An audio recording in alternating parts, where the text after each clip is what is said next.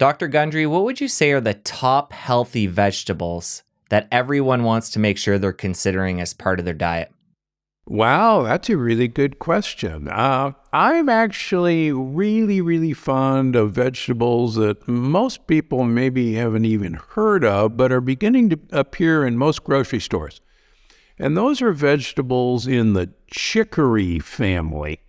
The chicory family include radicchio, which is that red ball that people call red Italian lettuce. It's not a lettuce at all. Belgian endive, which look almost like tulips. Chicory. Frisee, which looks like really kind of fuzzy things. These guys are really power plants of feeding friendly bacteria in our gut. They contain a compound called inulin. Now, one of the things I've found when, particularly I visit France and Italy, almost every salad that I get anywhere in those countries has several of these vegetables in it. And there's a reason for that, because these guys are feeding friendly bacteria. So right off the bat, go look for this stuff. Again, it's appearing in almost all regular grocery stores. They're not odd anymore. All right, well, let's keep the list going. What are some of your other top foods? I do really think people need to get more cruciferous vegetables in their diet. Simple things like broccoli and cauliflower and Brussels sprouts and arugula. Arugula is becoming more and more popular as a salad. It's a cruciferous vegetable. Cabbages, particularly fermented cabbages like kimchi or sauerkraut. And in my last book and my upcoming book, I make a stronger and stronger case for getting these sort of fermented vegetables into our diet. Asparagus, it's asparagus time right now. And asparagus is also loaded with prebiotic fiber that our gut bacteria love. Let me go back to cruciferous vegetables for a second, because every now and then I see people go on a kind of a continuous cruciferous vegetable kick. If broccoli is good for me, more broccoli is good for me. If cabbage is good for me, more cabbage is good for me. And I do see people suppress their thyroid function. Now, it doesn't damage the thyroid, but I see it, and invariably, it's when somebody really goes on a cruciferous vegetable kick that I do see that, and it's completely reversible. So you don't want to have cauliflower rice 3 times a day with Brussels sprouts, with cabbage. These should be part of your diet, but certainly shouldn't be the mainstay of people's diets. So when you say you've seen people run into complications pushing those cruciferous too far, is that people that have specific thyroid issues already, or just general population? Plain old every day, sitting around doing nothing and embarks on, I heard cruciferous vegetables are really great for me. Dr. Gundry said on a podcast, eat your cruciferous vegetables. And actually just had one in the office this week. And when we dove down into what they were eating, they were on a cruciferous vegetable kick, and they were putting raw sauerkraut on every meal. They were having it for breakfast. They were putting it in their salad for lunch. They had a side of it for dinner. And lo and behold, that was the culprit. And what are you looking for specifically? Are there certain tests you're doing with patients to determine if they've pushed it too far? Are there certain symptoms that you'll see patients present you with? Just trying to get a better idea of how somebody knows if they are pushing that too hard. Well, we measure thyroid function studies in everybody every 3 months. The one that we see change when people are eating too many cruciferous vegetables is TSH, thyroid stimulating hormone. And TSH is basically the brain's method of telling the thyroid gland to make more thyroid hormone. And even though these people normally have normal levels of free T3 and free T4, which are the active forms of thyroid hormone, their TSH slowly but surely creeps up. And that's just kind of a classic finding. They don't have Hashimoto's thyroiditis. We test for that as well. They're just suppressing their thyroid with a little too much cruciferous vegetables. And it's completely reversible. Another food-like item that's in that realm when it comes to thyroid health that is controversial is salt because of the iodine. So let's talk about how iodine interacts with the thyroid and how we can make sure we're doing that in a healthy way. Well, one of the things that's fascinating to me is at the turn of the previous century, we, in the United States, had an epidemic of hypothyroidism and goiter. It's actually estimated that over 10 million people, particularly in the Midwest, died from hypothyroidism. And that was one of the reasons that the federal government and actually 20 other countries in the world mandate putting iodine in salt. That's where Morton's salt came from, the little girl with the umbrella. And recently, in the last 20 years or so, everybody's using sea salt or pink salt or Himalayan salt. And unfortunately, neither of these have any iodine in them. So we see a number of health seekers, if you will, who are using these non-iodized salt, and they don't make adequate thyroid hormone. Shockingly, when we send them out and have them start using iodized sea salt, and there are a number of varieties out there now. Even Morton's makes iodized sea salt. Their thyroid function goes back to normal. So iodine is one of those easy to fix ingredients that used to be mandated. And we now know why it was mandated and why it's so important to get into our diet. Why do you think there is so much controversy around that? Because even myself, somebody who's been in this health world for so long, I'm hearing all different sides to that iodine story, and I'm actually hesitant to take, things that are fortified with iodine or take that as a supplement. So I just want to really get in here and get into the nuances of where all that came from and why there is that fear. If someone actually saw patients 6 days a week for the last 20 years and measured these levels every 3 months and manipulated their iodine, they, I think, would be entitled to make statements about iodine. But if you're not measuring this in patients every day, then you don't have a right to fearmonger about iodine being good or bad for you.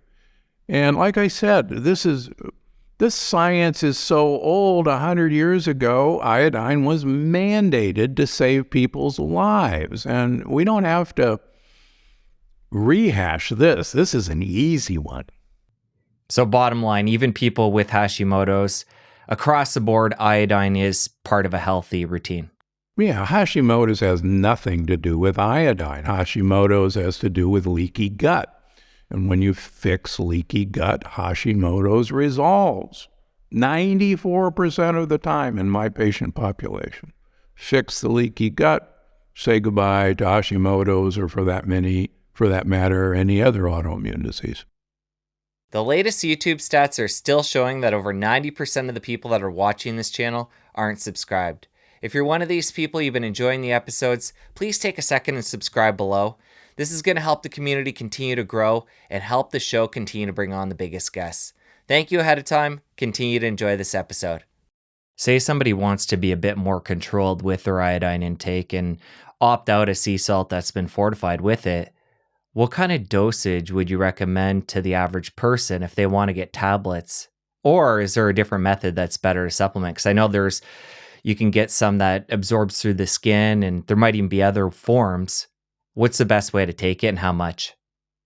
Well, we actually have people, if they want to, use spirulina as their source of iodine. There's a wonderful product from Life Extension called sea iodine, SEA. It's basically made from kelp. 1,000 micrograms is all we need to change somebody's thyroid numbers. So, but the easiest way is just get yourself some iodized sea salt. You can't overdo it. All right, let's move away from the iodine piece of the salt, but stick on salt and talk about other reasons people may be fearing salt and avoiding salt. And the other big one that jumps out at me is high blood pressure. So somebody right now that is dealing with a blood pressure issue and they're avoiding salt, is there any merit to that?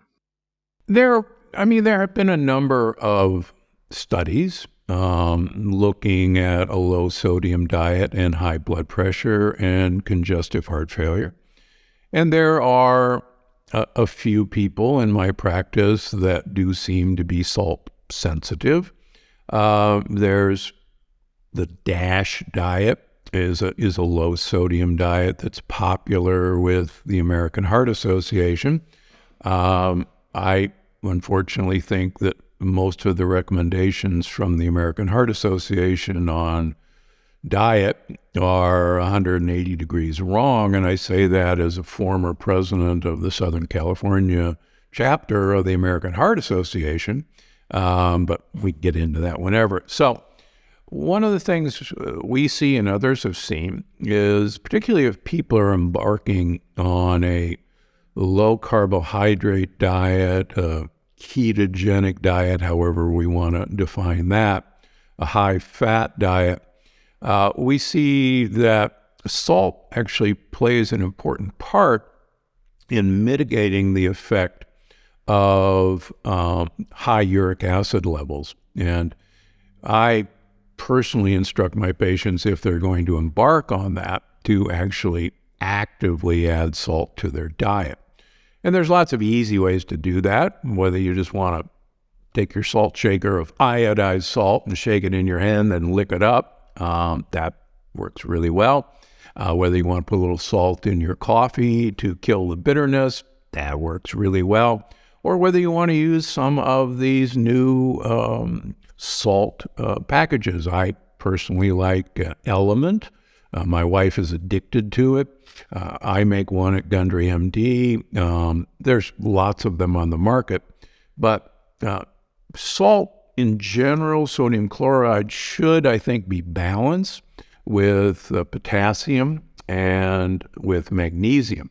And in fact, whenever I have people who might be salt sensitive, it's not the sodium chloride that's the troublemaker for them. It's usually the lack of potassium and magnesium. And so we take those folks and we give them salt, but we also give them potassium and magnesium. And that seems to be the missing piece of why sodium might be potentially bad for you. And for the healthy person out there that might be consuming an electrolyte like Element, which I'm a big fan of as well, they're a sponsor of the show, and then they're adding sea salt to their food to taste, do we have to worry about pushing that too far if we're a healthy person and we're just doing it within what we'd consider moderation? Or is it more of a concern the other way, people avoiding it because they fear it? Well, one of the things we have to realize is that most of the deaths during marathon running come from hyponatremia, low sodium and low chloride, because all they're doing is consuming water and not replacing the lost electrolytes.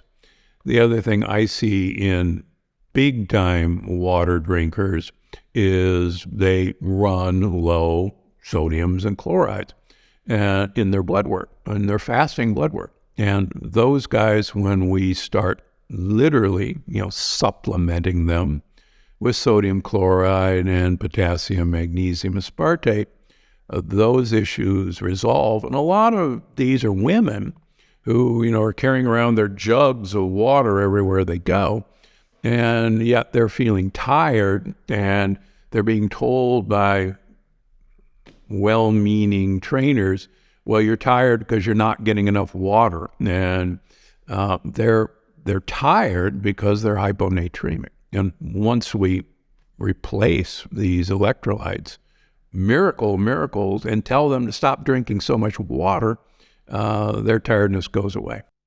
So I guess a more proper way to word that would be get your 8 glasses of water, whatever that is for you in that range, with electrolytes so it's more balanced.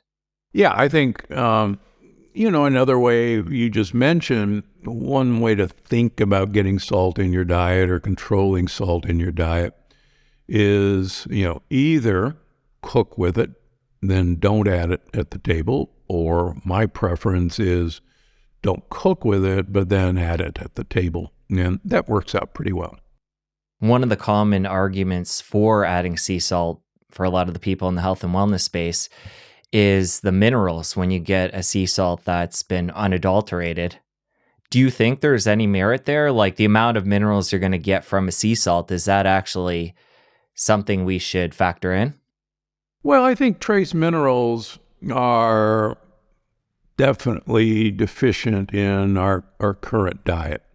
And I've posted a lot of YouTube videos about this that we use to get a lot of trace minerals out of our soil. And it turns out that you actually have to have a soil microbiome to allow absorption of minerals out of the soil.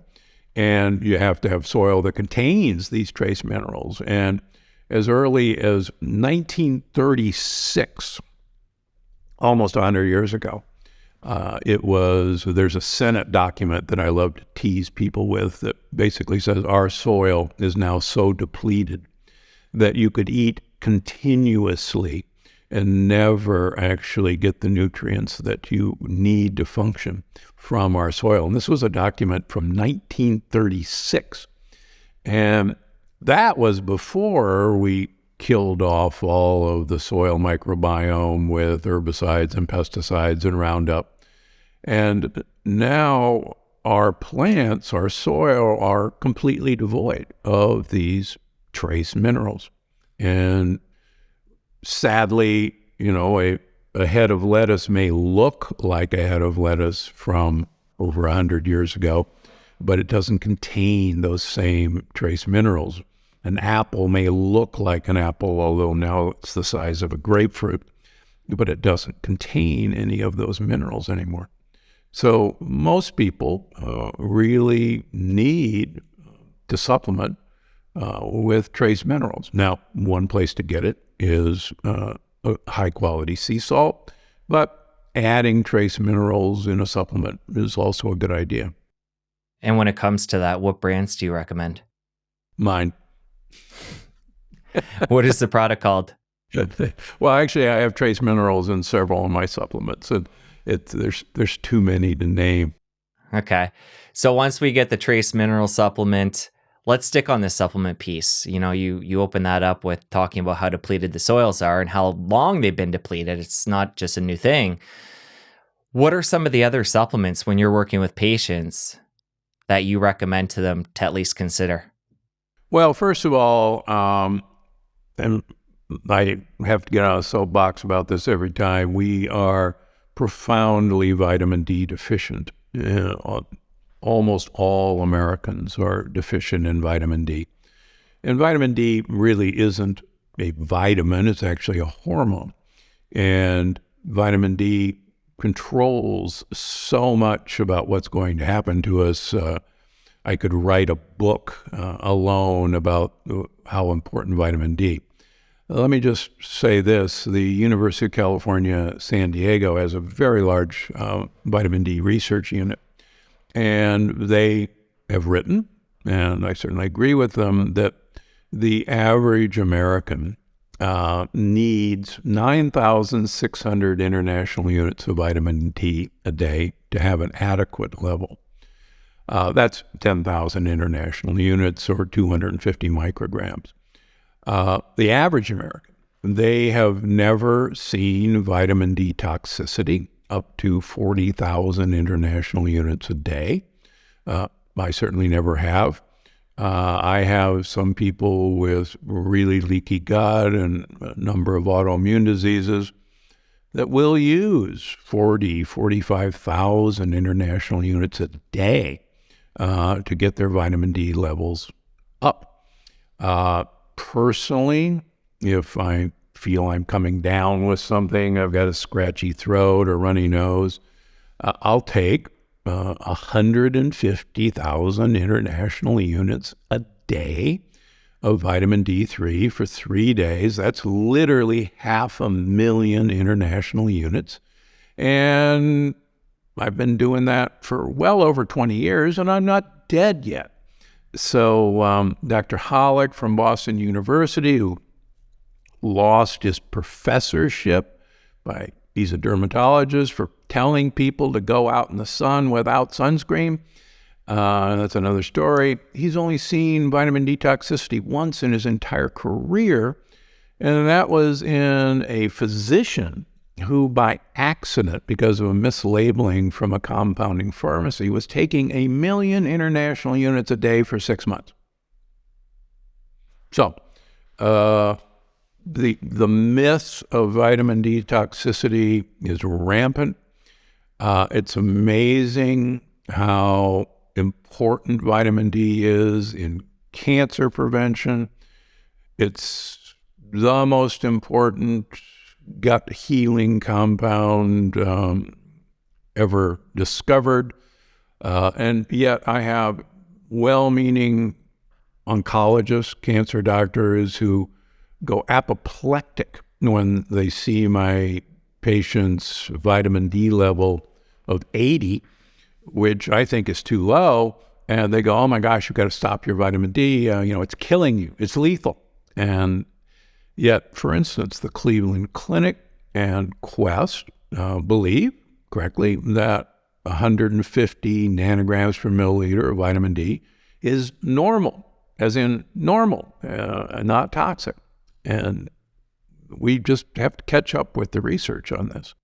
Well, when it comes to supplements, it becomes really confusing for a lot of reasons. One, we can't all agree on what the optimal level in the body you just discussed. It's wide ranging how much what experts think we're trying to actually get to. Two is people don't necessarily get the information of what to take. And then three, quality is a problem. So you can see how compounded synergistically, I feel for people. How are they supposed to get to the right level? It would take, in our current world, it takes a lot to figure it all out. I got to tell you, I have a ton of patients who go to Costco and buy their vitamin D. And quite frankly, it works just fine. Never seen a problem with it. So when before I had a supplement company, I did not sell supplements to my patients. I still don't sell supplements to my patients. I don't have any of my supplements in any of my 3 offices. They go, well, I want you to sell it to me. I said, no, I'm just as happy if you go to Costco or Trader Joe's. But, I'll tell you, I think mine's better. But, hey, Costco works. How do I know? Because I've got 5,000 patients on Costco vitamin D, and it works just fine. Okay, but that's for vitamin D. Do you feel the same about their fish oil? To me, there's vitamin D is one thing, but then when you get into fish oils, like, I don't even know how they do it with their Kirkland brand, if they just white label different things, but like, it's very nuanced, and there's such a difference in quality. And there's been even research out there showing that some supplements are mislabeled what's actually in the supplement. So that's very true. Quality obviously needs to be a concern. So how do people decipher all that? Yeah, well, we measure omega-3 indexes in all of our patients, and the omega-3 index looks at the amount of EPA and DHA that's attached to your red blood cells for the 2 months prior to the test. And what we found is, at a bare minimum, to get a adequate omega-3 index, you need about 1,000 milligrams of DHA per day. And I tell my patients, look, I don't care particularly how you get that DHA, but I do care that you get about 1,000 milligrams, because that'll get us an adequate omega-3 index. Now, why do you want an adequate omega-3 index? And I've written about this in all my books. if you look at people with their omega-3 index, people who have the highest omega-3 index as they age have the biggest brains and the biggest areas of memory, the hippocampus. People who have the lowest omega-3 index have the literal most shrunken brains and the smallest areas of memory. And sadly, we see a number of well-meaning vegan patients, and I have a lot of vegan patients, who just have absolutely, zero omega-3 indexes, despite the fact that they're downing flaxseed oil like water. And they don't realize that we have a very poor system of converting short-chain omega-3 fats into long-chain omega-3 fats like DHA. And we're not a fish, unfortunately. But it's easy to read the back of a label. Now, some of the Costco products have so little DHA that you'd have to consume, exaggerating, 20 capsules a day. Some Costco products you can consume 4 capsules a day and get an adequate level. A lot of people don't want to consume four capsules a day, and some of those are horse pills. I make a vegan product that will get you little tiny guys, and it'll get you adequate DHA and EPA and DPA, but that's another subject. So when I start thinking about Costco, though, my head goes to quality. Like, what other ingredients are in those supplements? It's one thing if you're getting your DHA up to that level on the omega-3 index, but like, how are you doing it? Are these farmed fish and they put all these other filler oils and what do they use in the capsules? For me, I just, one sec here. For me, I'm concerned about all that, like a farm fish versus a wild fish versus what's in these as fillers and what's a capsule made out of. Like, I'm figured, and I'm guessing you take it to that same level. You care about all those steps and pieces. Right, but those products, for instance, at Costco are molecularly distilled. And one thing you can do is look for the USP label on a lot of the Costco products. And those have been third-party tested. For instance, all of Gundry MD products we send out to a third-party tester that we have no relationship and say, hey, is what we say in here in there? And most of the quality companies, let's just put it that way, send their products out for third-party testing so that what we say is in there is actually in there. And if it's not in there, we're not going to sell it. All right, so let's leave the quality piece and come back to dosage, because I think this is an area, for me, I've struggled with this when it comes to fish oil for quite a while. And I like the way you put it with the 1,000 milligrams of DHA. It makes it really easy for people because there's different dosages on the bottle and who knows who comes up with that. And if there are other fillers and stuff like that, I really like the simplicity of looking at DHA, making sure whatever dose you're taking, you're getting that 1,000 milligrams. But do you think about other pieces of that as well, like the EPA?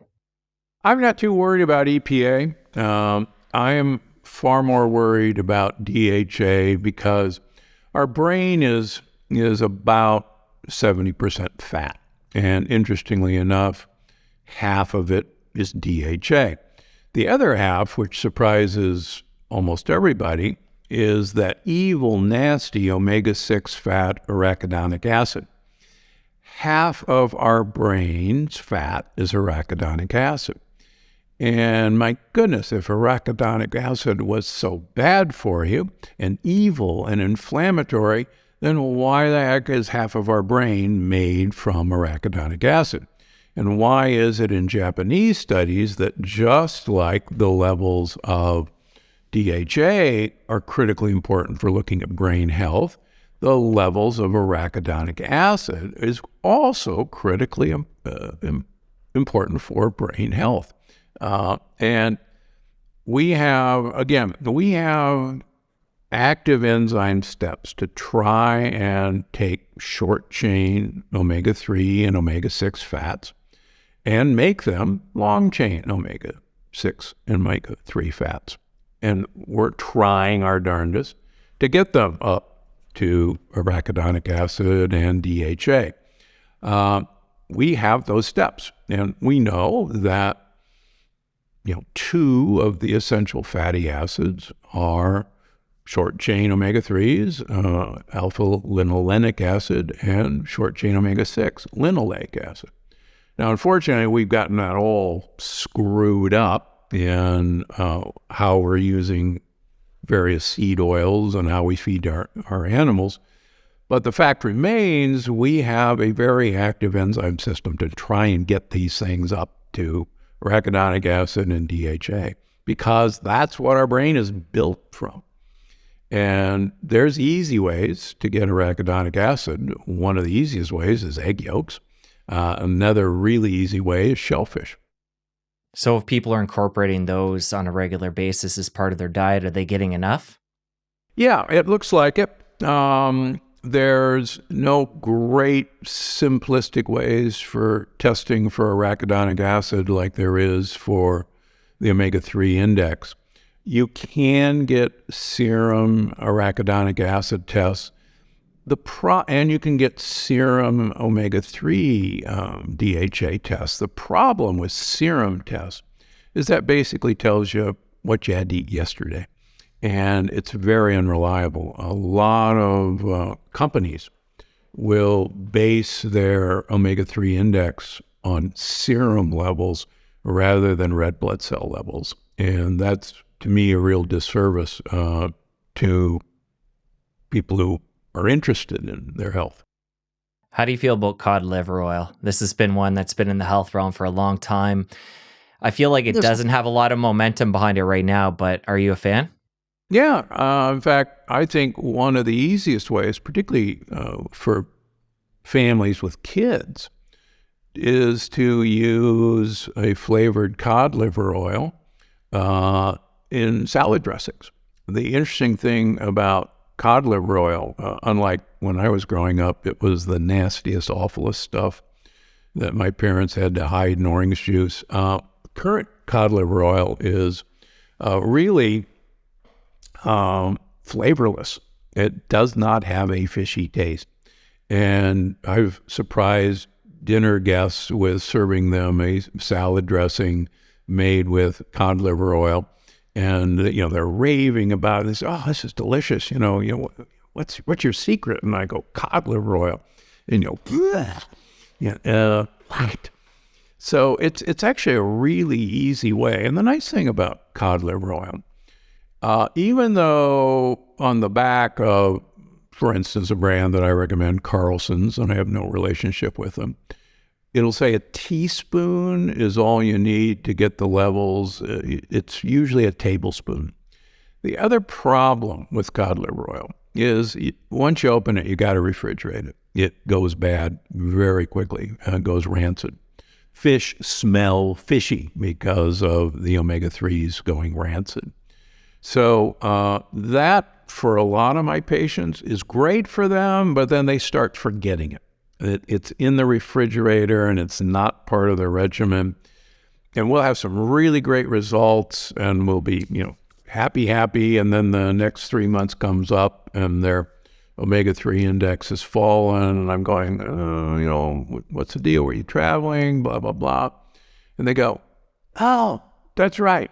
I forgot my cod liver oil. It's in the refrigerator. And it's just not where I'm thinking about it. How good of a source of DHA is cod liver? Is it something you want to overlap with your other fish oil, or do you kind of go back and forth? No, you can use cod liver oil. The downside of cod liver oil, which cod liver oil does have a lot of vitamin A, and vitamin A is really good for us. Interestingly enough, cod liver oil really got started in the turn of the century, the previous century, as a miracle cure for just about everything. In fact, I have several old medical textbooks that have huge chapters devoted to the miracle of cod liver oil. And people would supplement with cod liver oil for arthritis, for rheumatism, which was what it was called back then. Kids were supplemented with it for dental caries. There's some fascinating papers. And just as a fun aside, it turns out that snake oil has huge amounts of long-chain omega-3 fats. And that snake oil actually was really good for you. Now, unfortunately, snake oil salesmen did not exactly sell snake oil. So when people accuse me of being a snake oil salesman, I view that as a badge of honor because snake oil was full of omega-3 fats. How did snake oil salesmen, I don't know if you know the history there, how did it take on that bad association? Well, they would put other ingredients that had nothing to do with snakes. It's hard to kill a lot of snakes to get enough snake oil. It's a lot easier to kill a lot of fish to get fish oil. All right, so let's zoom back on supplements as a whole. So far we have minerals, and we know Gundry has products that have those, vitamin D, and fish oils. What other supplements do people want to consider when they want to, we'll use the general healthy person or somebody that's striving for health without any major issues? What would they want to include as part of their maintenance? Well, I think one of the things that Bill Sardi, before he died this past year of COVID, by the way, was a huge advocate for was a kind of continuous vitamin C. Most people, I hope, know that we're one of the few animals that don't make our own vitamin C. Vitamin C requires 5 enzymes. There are 5 genes that most animals carry that make enzymes that convert glucose into vitamin C. So the starting backbone of vitamin C is actually sugar, glucose.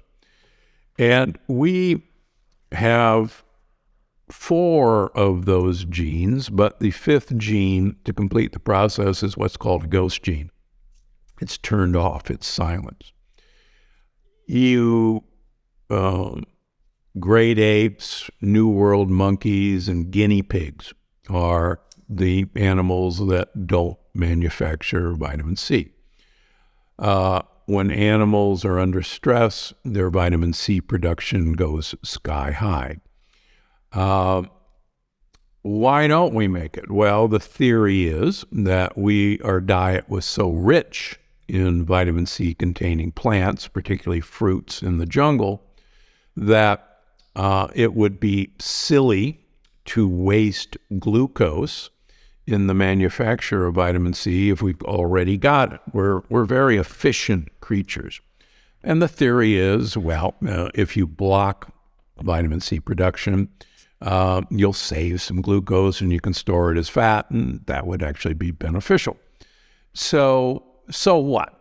Well, vitamin C, among other things, is critical for recycling glutathione into its antioxidant form. And without vitamin C, you really have a hard time recycling glutathione. Now, I've written in the last 2 books that we really only have 2 antioxidants in our mitochondria, glutathione and melatonin. And so recycling glutathione into its active form is a pretty good idea. And vitamin C, among other things, does that. So what Bill Sardi did was, hey, let's make a mouse model of a human, and let's delete that final gene in a mouse, and so make it a ghost gene so that the mouse can't manufacture vitamin C. And then grow those mice and see how long they live. And those mice only live about half as long as a normal mouse without that vitamin C. So then you go, well, are you sure that's why they didn't live so long? Well, you put vitamin C in their drinking water, and lo and behold, they live as long as a mouse that manufactures vitamin C. So Bill Sardi used to always say, he said, if you extrapolate that data, then a human being potentially could live 250 years. if we continuously made vitamin C. Interesting. So I think he's right about that. Again, we know that animals under stress make huge amounts of vitamin C. One of the things that I've studied as a heart surgeon that I've written about, smokers, back in the good old days when everybody smoked, they were skinny, and most of the people I operated on for coronary artery disease blockages were smokers. And the interesting thing about these guys was, number one, they were thin, which made it pleasant to operate on them. And number two, their blockages in their coronary arteries were in the first part of their coronary arteries, where coronary arteries bend when the heart beats. And after those blockages, their blood vessels were gorgeous. They were pristine. They were perfect. So we got a skinny patient. We got great blood vessels down the line where we're going to make a bypass. And man, we thought we were, it was a wonderful day when we had a smoker. Why did they get blockages proximally? Well, it turns out when blood vessels bend, we have collagen in our blood vessels. And that collagen is basically the rebar in our blood vessels. And when blood vessels bend, that collagen breaks, and you have little pieces of collagen sticking out in the blood vessel lumen. Vitamin C is actually essential for re-knitting that collagen back together and making the rebar again. If you don't have vitamin C, then that collagen kind of never gets re-knit, and you start putting plaque on it. Smoking is bad for you because of the oxidative stress, and that oxidative stress uses up what little vitamin C we have. And so these smokers were very vitamin C deficient, and that's how they ended up having these blockages. So if you had a continuous supply of vitamin C, like many of the blue zones who are big-time smokers, you can actually overcome some of the negative effects of smoking that I write about in the last book, Unlocking the Keto Code. Nicotine is really good for you. And don't go home saying Dr. Gundry wants everybody to smoke or use a nicotine patch. It's also very addictive. But nicotine is one of the best mitochondrial uncouplers ever discovered. And strangely enough, most of the blue zones, with the exception of Loma Linda, where I was a professor, one of their benefits is that they're smokers. Surprise, surprise. You mentioned the uncoupling with the nicotine. Anything healthier that has that, say, I know there's a lot of mitochondrial uncouplers. We got into this a lot on our last conversation, but is there anything to simplify that whole thing for people? Is there anything people can take in a healthy realm instead of nicotine to get that benefit? Yeah, well, one of the easiest things is meal skipping, time-restricted eating. You will generate ketones during that, and ketones are actually a great mitochondrial uncoupler. You can have a cup of green tea, which I'm having right now, or a cup of black coffee. And there, I just uncoupled some of my mitochondria with polyphenols in green tea, or with the caffeine or the polyphenols in black coffee. So, and interestingly enough, people in Greece, Sicaria, one of the blue zones, they drink huge amounts of boiled coffee, and the longer the coffee grounds are in contact with water, the more polyphenols are imparted into that water. And one of the reasons we think that they're so long-lived is the amount of high polyphenol coffee they drink. Coming back to the vitamin C piece, when I think about vitamin C, and I think this is in a number of different supplements, the fact that you can get food-based versus synthetic. And in vitamin C's case, that's ascorbic acid.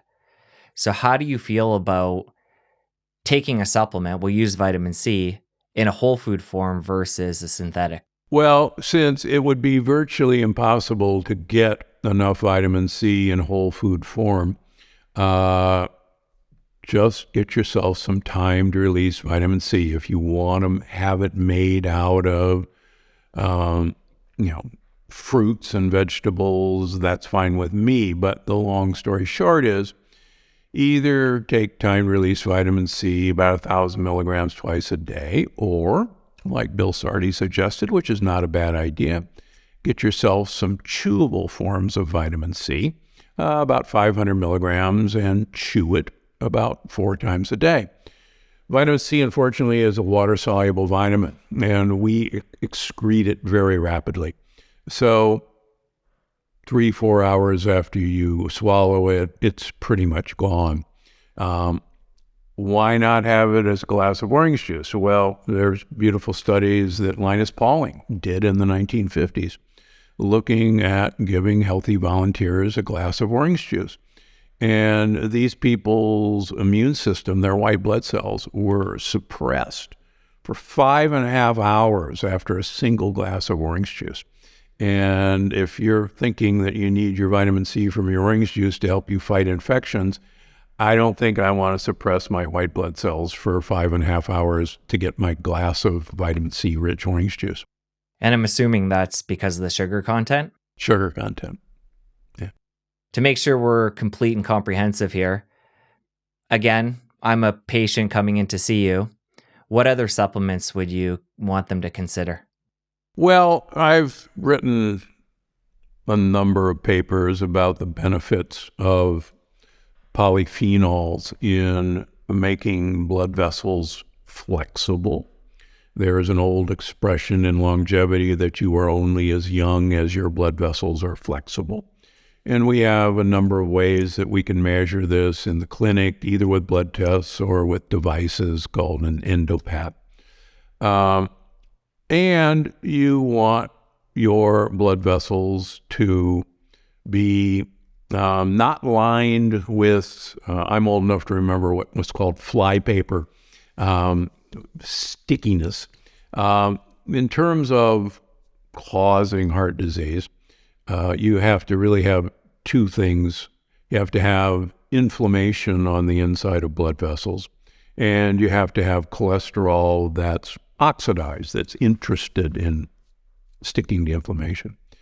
And I've written a number of papers that show that polyphenols in, for example, grapeseed extract, in what's called pycnogenol, French maritime tree bark, actually reverses stickiness in blood vessels and actually promotes flexibility in blood vessels.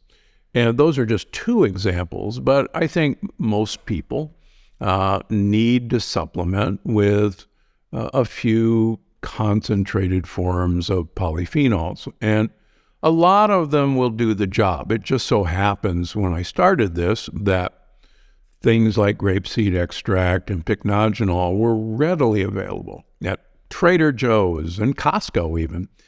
And so we'd send folks out for these things and then look at what happened to them. And lo and behold, things got a whole lot better. And then a lot of people would go, oh, okay, my blood vessels are great now, and I'm not sticky on my blood vessels, so I don't need these things anymore. And so they'd stop taking them. And 3 months later, we'd measure them and go, what the heck? You had such beautiful blood vessels, and they weren't sticky, and now they're all sticky again. And they go, oh, well, I didn't know I needed to keep taking that. You just told me, and it was fine, so I stopped doing it. And so then we'd go, okay, back on it. We'll see in 3 months. Lo and behold, it was fine again.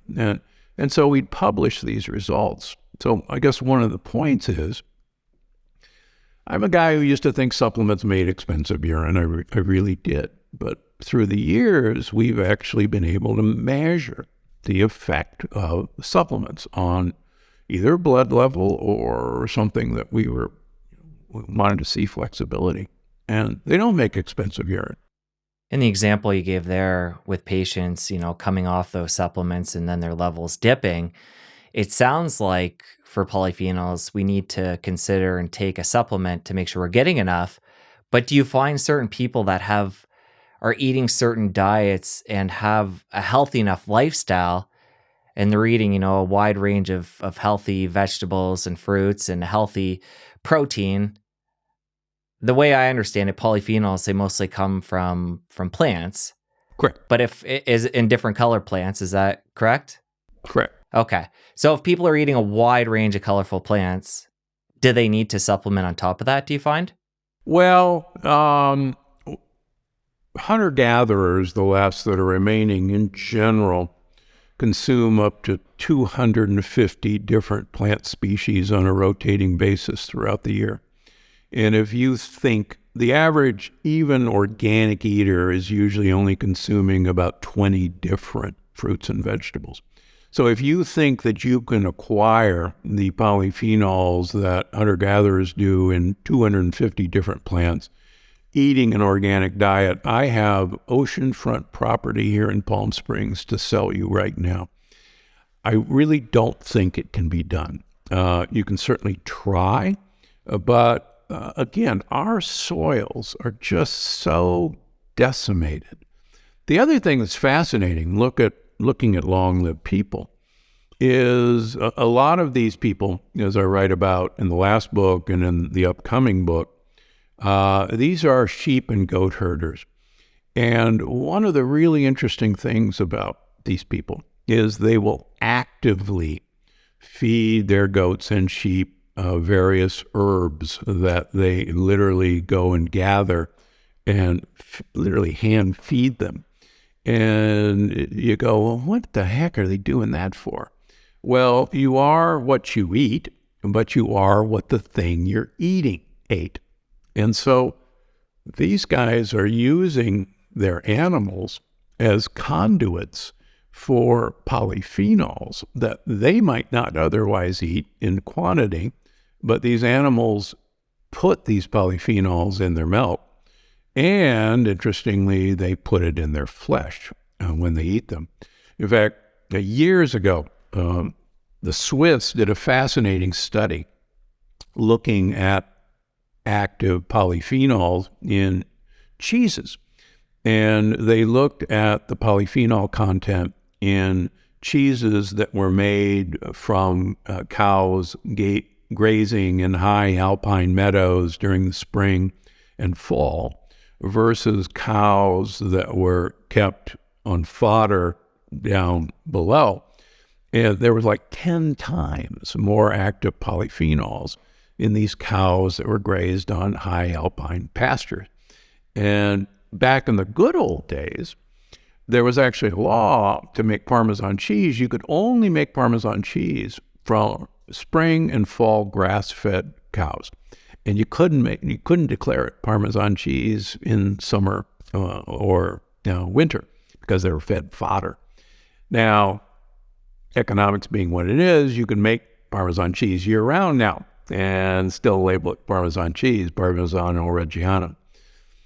But it's really interesting how these cultures, and I talk about this extensively in the new book, knew that there was something that was beneficial by doing all this. And they were, how they knew, I think they just felt better. But they knew. And that's one of the things we're going to talk about in the new book. How these fascinating. So we know polyphenols can be taken in by the animal, passed to us through dairy. Do they get in the meat as well? Just to clarify that. Yeah.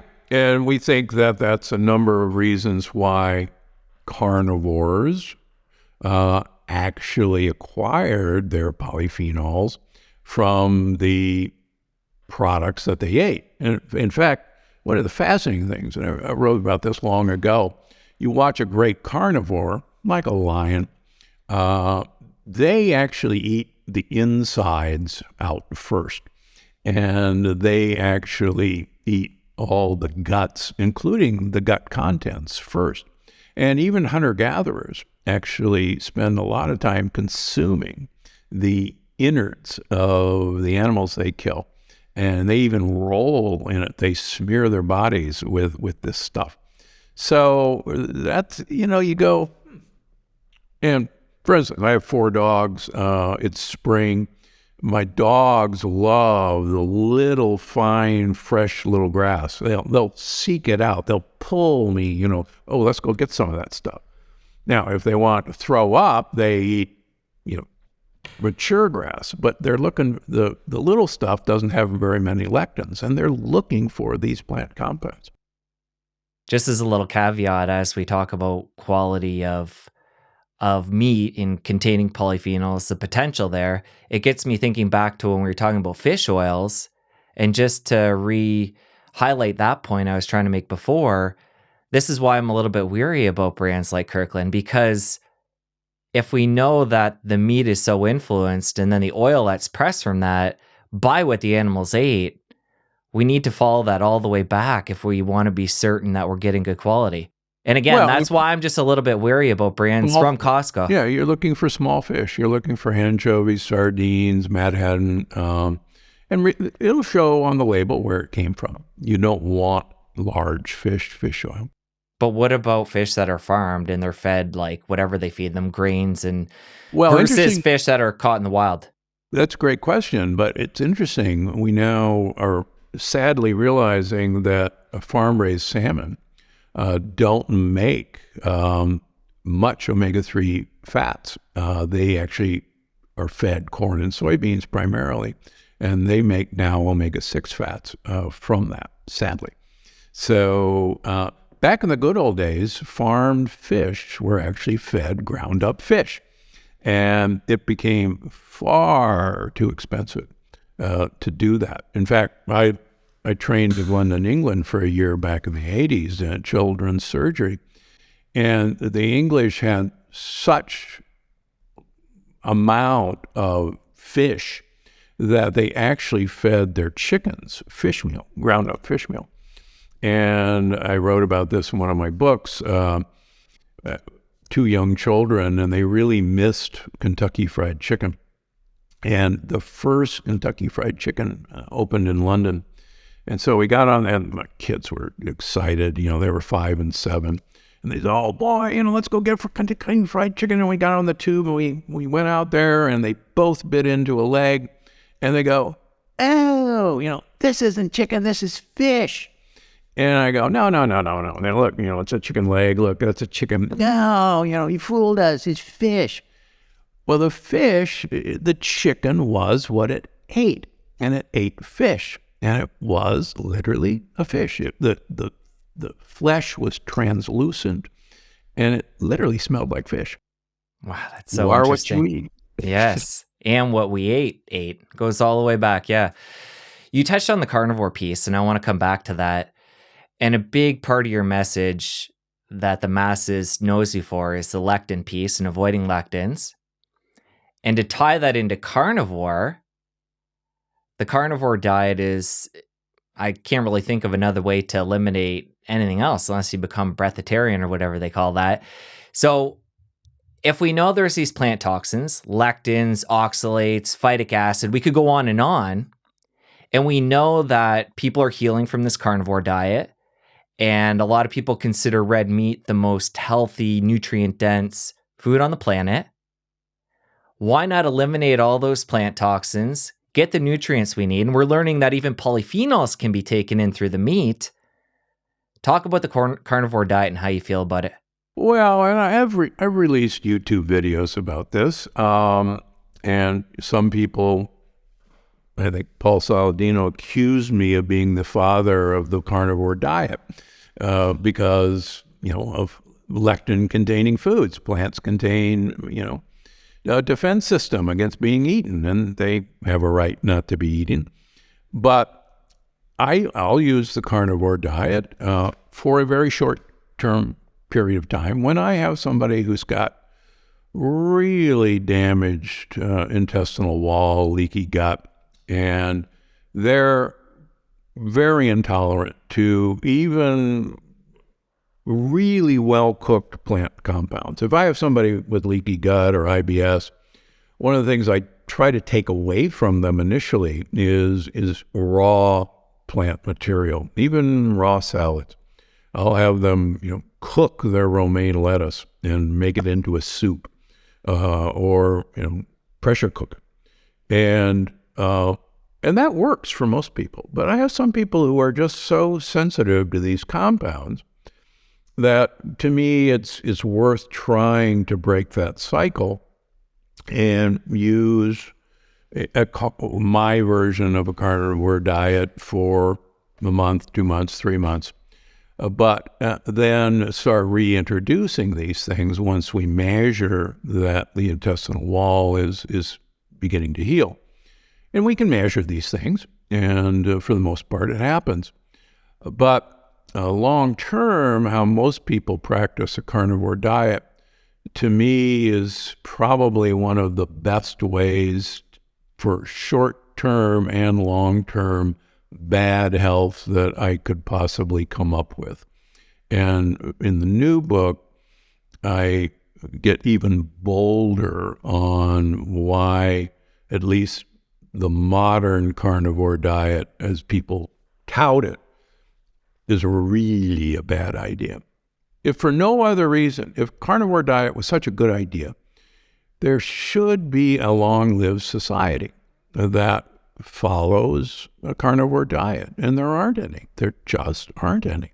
In fact, quite frankly, the opposite is true. So it's, and we were designed to have a fantastic system that was capable of detoxifying plant compounds that wished us harm. There are bacteria that love to eat gluten, love it. Most of them are not around in most of our guts. There are bacteria that think oxalates are the greatest thing since sliced bread. Bad analogy. But a lot of people who actually are, quote, sensitive to oxalates, you actually look at their gut microbiome, and those oxalate-eating bacteria are absent. And it may be that's why they're so sensitive. And the more and more we're breaking down how the gut microbiome influences us, the more we're realizing the subtle differences. I'll give you an example I just sent to my editor last night. There's a lot of controversy in soy in terms of cancer and breast cancer. And soy has polyphenols that are isoflavones that are estrogen-mimic compounds, and they can bind to estrogen receptors.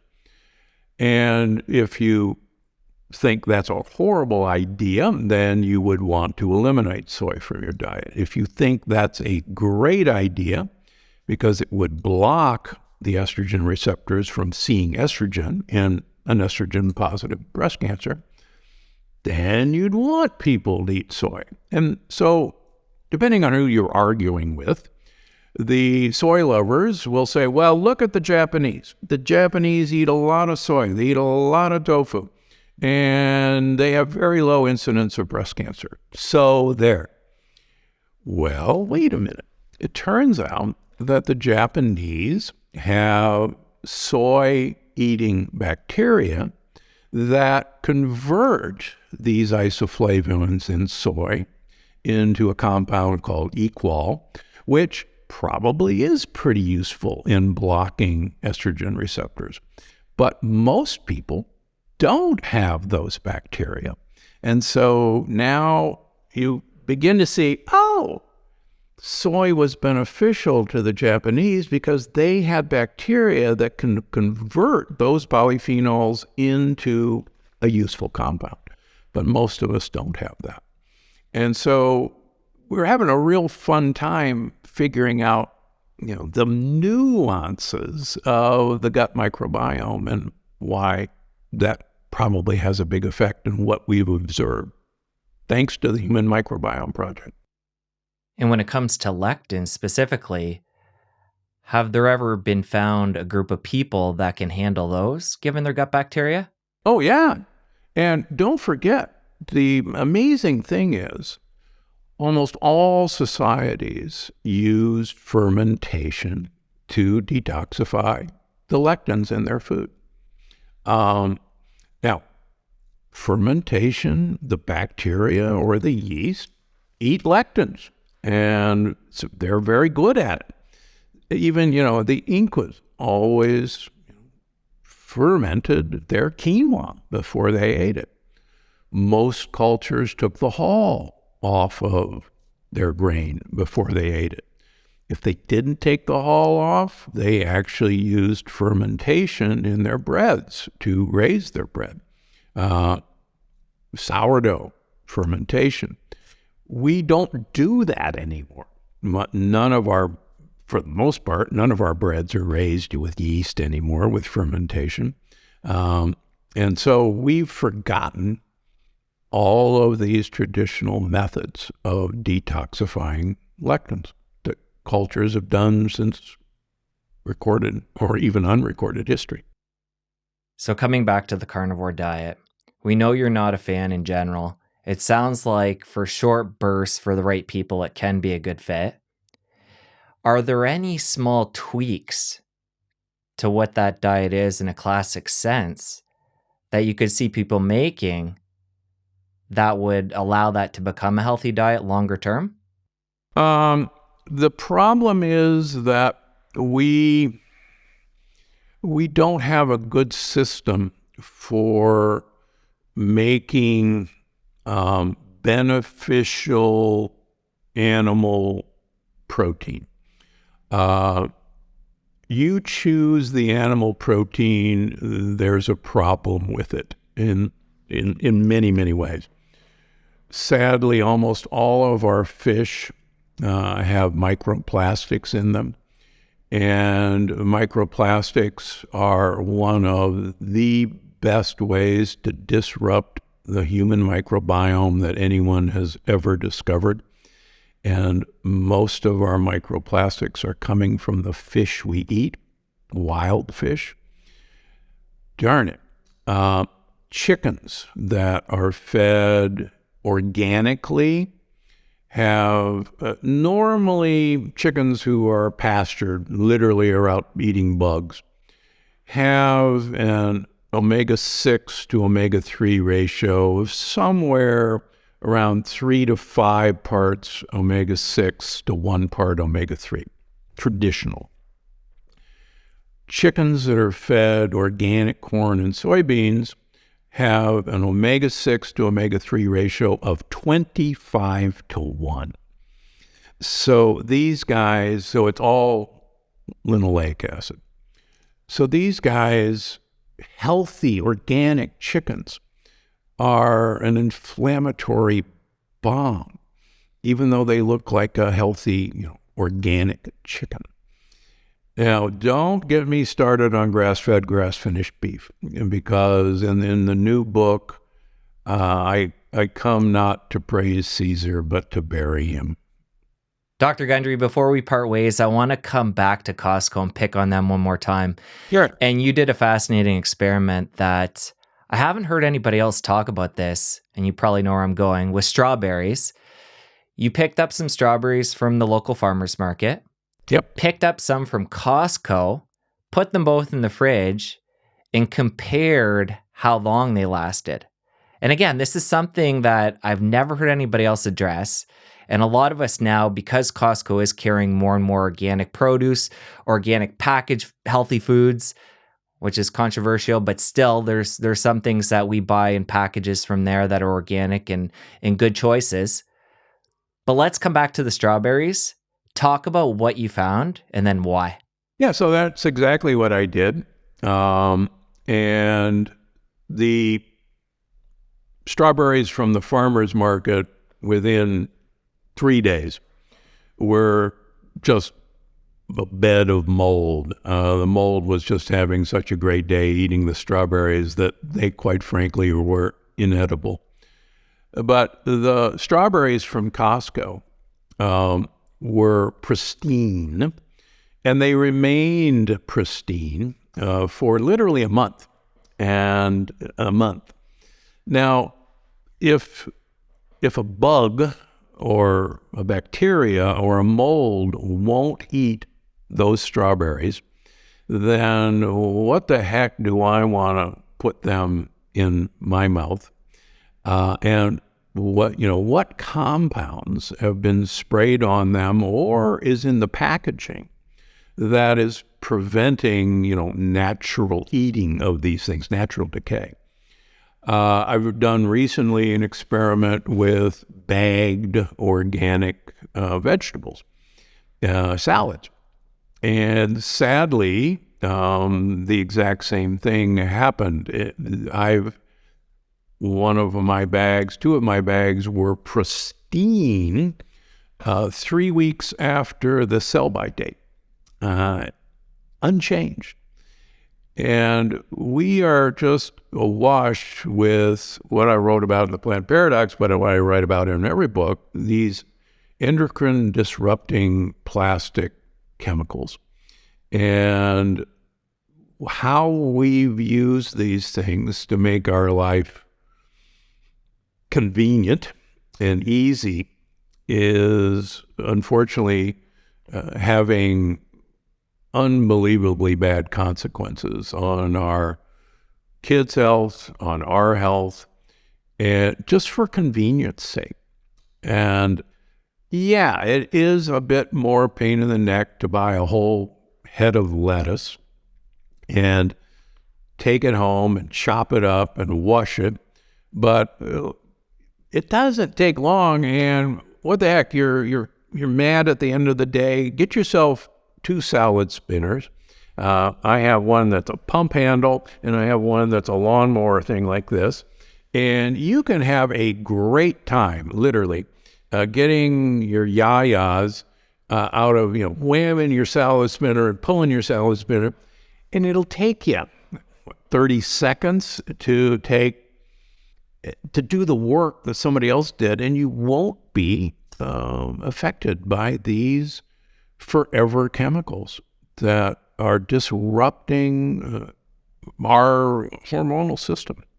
And yeah, the organic salad thing really tipped me over, because I went, holy cow, I bought organic, and when he mentioned the company, I went, what the heck? Why didn't these things rot? And it's because of what they're washed with.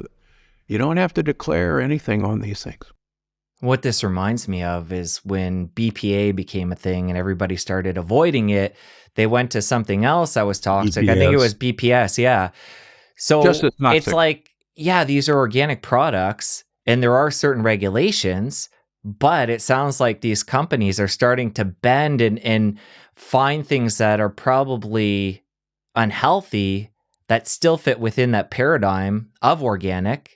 And you mentioned it's either something they're spraying or washing, or they're the packaging itself. So still mystery here. Hopefully conversations like this and people starting to think about it and demand answers can unravel more of it. But to be honest, again, this isn't something I thought of until I heard you talk about it. So it's just fascinating. And it's got me thinking about, what I buy and how I buy it, because my wife and I, we always talk about how everything, again, we're going to pick on Costco, but I don't know if it's because they're moving so much product or what we're talking about here, but you go get their berries or their salads and they just seem to stay fresh forever. And all the produce is just so pristine to start with. So, but again, the grocery stores are probably doing the same thing too. They're just not moving as much produce. So anyways, this is something hopefully that the conversation can continue and we can learn more about what they're doing. Yeah, there's no incentive to tell us about these chemicals, because even the EPA thinks that these chemicals are in such minute amounts that even though they're recognized as endocrine disruptors, they're in such small amounts that, come on, it can't be harmful to you. Well, the problem with these is they are not normal hormones, and they don't behave as normal hormones. And I've written about this. these will attach to hormone receptors. And normally, let's take estrogen, for example. Estrogen will attach to an estrogen receptor, and it will give information to that receptor, and then it will detach. And okay, done the job. I've communicated to this receptor, and I'm gone.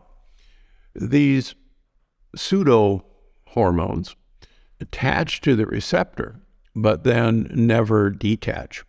So what we're learning, sadly, is, you can have microscopic, nanomolecules of these things, but because they never detach, it builds up to become a really big problem that you can't, measure just by saying, oh, there's such a little amount, it really doesn't amount to anything. And that's, and luckily that was the thing that was happening, early on, where these plants were putting this stuff out into rivers, and all of a sudden you had three-headed salamanders and frogs that, were no longer producing, and it's like, oh, what the heck? And these were all these endocrine disrupting chemicals. So, and it gets worse and worse. I talk about, there's a fascinating herbicide that is banned in the United States to use on crops, but it's a really useful herbicide if you're growing oats. Oats have a long stalk, and oats are pretty heavy. And so a good wind, if the stalk is long enough, will break the stalk, and there goes your profit. There's one herbicide that slows the growth of the oat stalk so that it's not very high.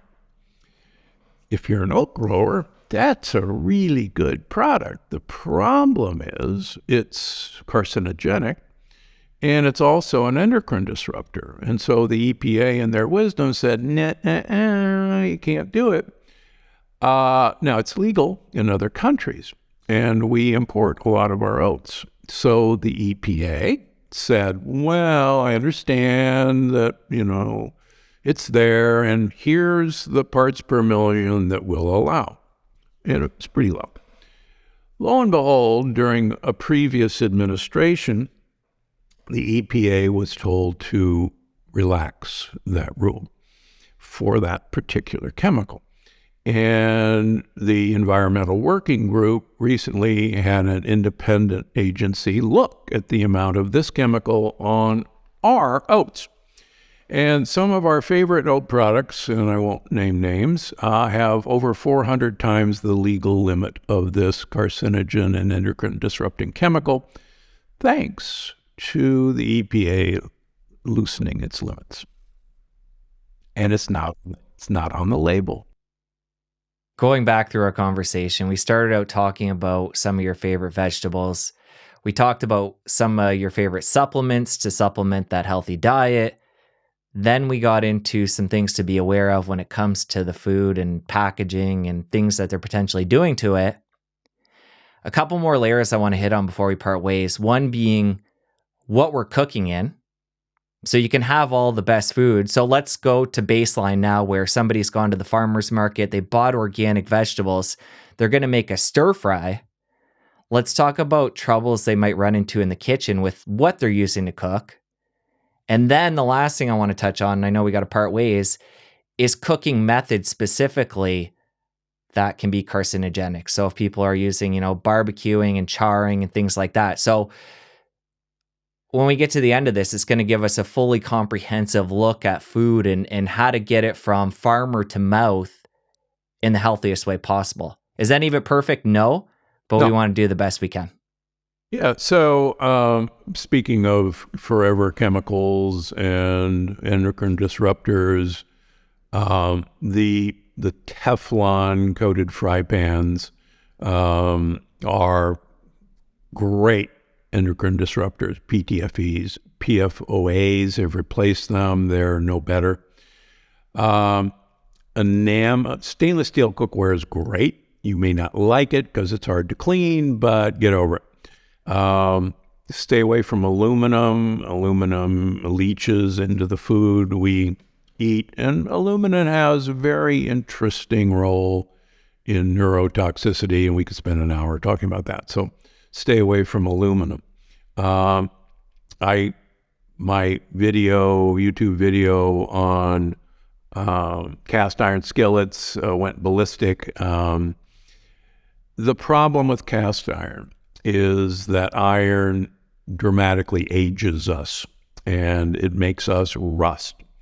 And we measure serum irons on our patients as well. And we noticed early on people with high iron levels often were using cast iron skillets. And when we asked them to stop using their cast iron skillets, their iron levels went back down.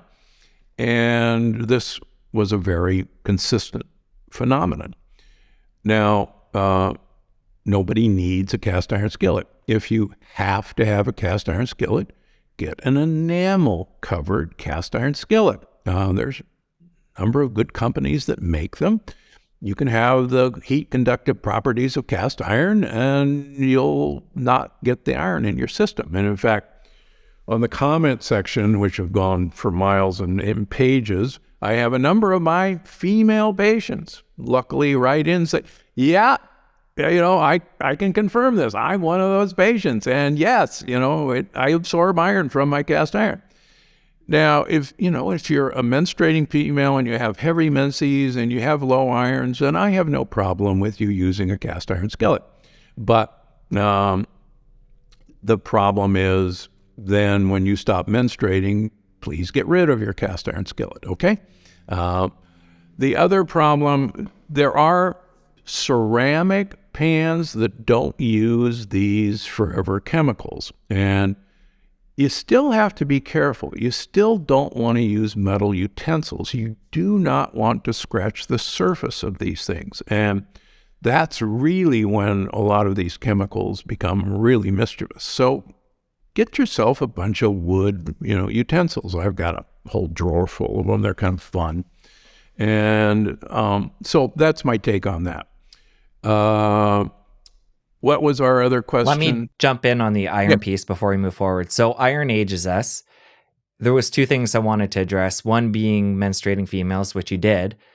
The second piece is for menstruating females taking supplements of iron, because I know that's a common thing. Is that something, again, like the pan, when they're at that stage of life and menstruating, it's okay, but then after that to stop? Yes. The other thing that I think we should all hopefully realize is, first of all, for a man to have a low iron level, something is really wrong.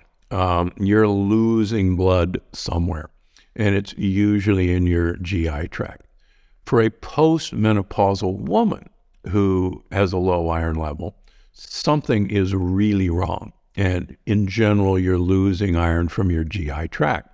Now, a lot of times we find that it's a colon polyp or many colon polyps that's doing this. Sometimes we find ulcers and gastritis, okay? What a lot of people don't realize is that non-steroidal anti-inflammatories like Advil, Aleve, ibuprofen damage the small intestine. And I've written a lot about this. Drug companies know they do it. Those are out of the reach of our scopes, unless somebody's swallowing a pill camera, but the pill camera really can't see this. And a number of my patients, particularly women, and some male golfers, have low irons, and after we've looked everywhere else, we take away their pain relievers, like ibuprofen, and lo and behold, that was the cause of their low iron. It was damaging their small intestine. But the point of that video was, look, if you've got a low iron and you're a non-menstruating female or a non-menstruating male, there's a bad reason that you need to find out why you have a low iron. And all the iron pills and all the iron skillets to get your iron up isn't the useful thing to do. All right, so the last piece to the cooking is methods of cooking that people are doing that are unhealthy. Yeah, anytime we use high heat to sear something, we create advanced glycation end products, AGEs, and they age us. And unfortunately, we make ages all the time. Ages are made with the combination of the sugars in the meat and even the vegetables, the protein in the meat, and you get a chemical bond with the presence of heat, which is one of the strongest chemical bonds that's ever been described, and it's called the Maillard reaction. So these ages are one of the things that age us. Now, one of the problems is we can absorb these, and we can also manufacture them. We have sugar in our body, we have proteins in our body, and we have heat in our body. And when we measure hemoglobin A1C, which literally measures the ages attached to our red blood cells, which looks at what we've been doing for the 2 months before the test, hemoglobin A1C is a really good way of deciding how slow or fast we're aging. And me, I'm not particularly interested in aging quickly.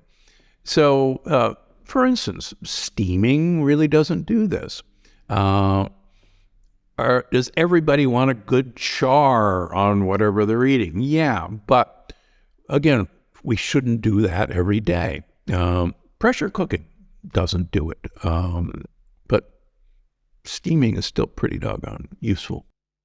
Dr. Gundry, I know you got to go here. We're going to end on this, come full circle. We started off talking about your favorite healthy vegetables to add in. I want to end on one more that is a really uncommon one, at least in my world, the people I interact with, and that's okra. So let's talk about why this is one of your favorites and its unique properties. Well, so okra is full of mucopolysaccharides. That's what gives it that slimy feeling. And okra is actually one of the best lectin-binding compounds there is. In fact, powdered okra is part of my lectin shield, one of my most popular products. And so okra will bind lectins. The problem with okra is a lot of people don't like the sliminess. So what I do, and I've got a YouTube video on it, is you can even buy frozen okra now, but it's coming up to okra season. Buy the okra, cut it in half, put some olive oil on it, put it on a baking sheet, put it under the broiler for about 10 minutes, flip it over, put it under another 5 minutes or so, and you will have crispy okra chips. And they are so good that I kid you not, they have never made it to the dinner table because guests, family, grandkids, they're gone before they even get to the dinner table. They are that good. Have you tried with guacamole? I'm picturing guacamole on there. Yeah, use it as a dip chip, but they're so good even without that. Like I say, they've never made it to the dinner table. I kid you not. Love it. Dr. Gundry, good place to end. Really enjoyed this conversation. Excited about the new book. Hopefully when it comes out, we can do this again. And we're going to link up your YouTube, all your other books, our previous conversations, everything in the show notes. And I just really appreciate all the work you're doing and putting out in the world.